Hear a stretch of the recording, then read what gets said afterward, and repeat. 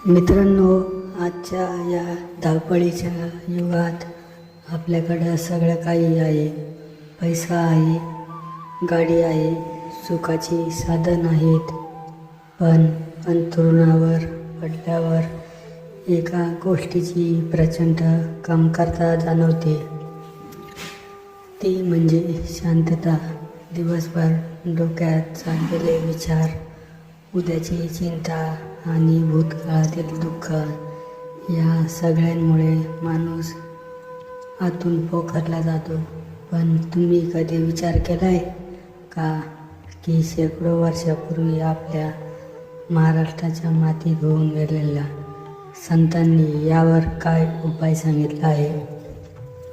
आज आपण एका अशाच रहस्याबद्दल बोलणार आहोत जे तुमचं जीवन बदलून टाकेल.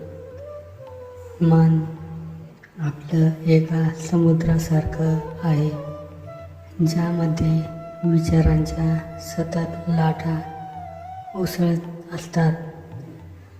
संत तुकाराम महाराज एका अभंगात मन कर रे प्रसन्न, सर्व सिद्धीचे कारण म्हणजेच जर तुमचं मन प्रसन्न असेल, जगातील कोणतीही गोष्ट तुमच्यासाठी कठीण नाही.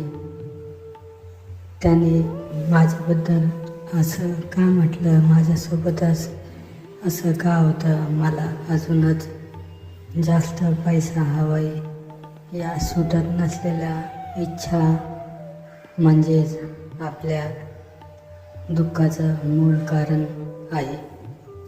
सुख शोधतोय, पण संतांनी सांगिततात की सुख बाहेर नाही तर तुमच्या आत दडलेले आहे. एकदा एक तरुण संत ज्ञानेश्वर माऊलींच्या चरणाशी आला आणि म्हणाला, माऊली, माझं मन खूप अशांत आहे. मला जगाचा कंटाळा आलाय, पण मी काय करू? माऊलींनी स्मित हास्य केलं आणि समोर ठेवलेल्या पाण्याचा तांब्या दाखवला. माऊली म्हणतात, या पाण्यात थोडी माती टाक. त्या तरुणाने माती टाकली. पाणी गढूळ झालं. माऊली म्हणाले, आता हे पाणी स्वच्छ करून दाखव. तो तरुण पाणी हलवू लागला, पण पाणी आणखीनच गढूळ झालं. तेव्हा माऊली शांतपणे म्हणाले, थांब, या पाण्यात माती मिसळली म्हणून याला जास्त हलवू नकोस. याला शांत सोडून दे. काही वेळातच ती माती खाली बसली आणि पाणी पुन्हा स्वच्छ निर्मळ झालं.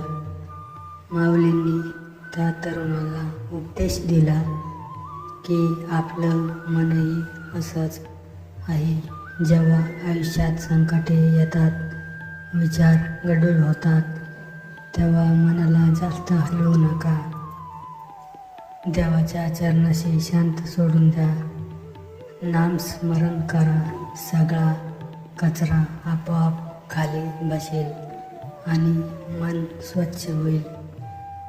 मित्रांनो, या कथेतून आपल्याला काय शिकायला मिळतं? जेव्हा तुम्हाला खूप ताण येईल, नैराश्य येईल, तेव्हा दिवसातून फक्त 10 मिनिटे देवाच्या मूर्तीसमोर किंवा शांत ठिकाणी बसा, डोळे बंद करा आणि तुमच्या आवडत्या देवाचं किंवा संताचं नाव घ्या.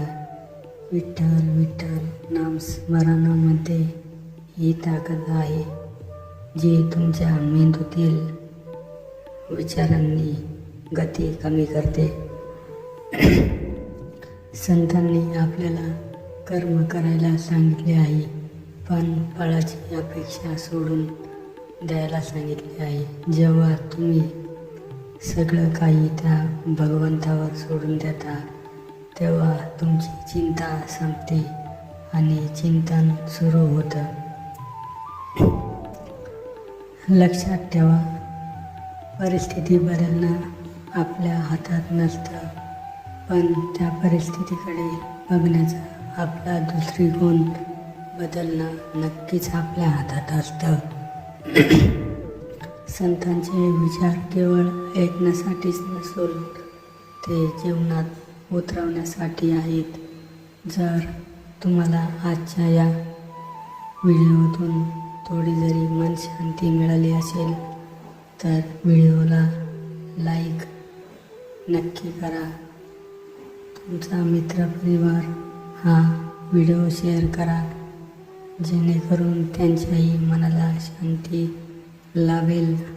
आणि हो, अशाच सुंदर आणि आध्यात्मिक आणि संतांच्या कथा ऐकण्यासाठी आपल्या संतकथा चॅनलला सबस्क्राईब करायला विसरू नका. आणि कमेंट बॉक्समध्ये रामकृष्ण हरी किंवा माऊली नक्की लिहा. धन्यवाद.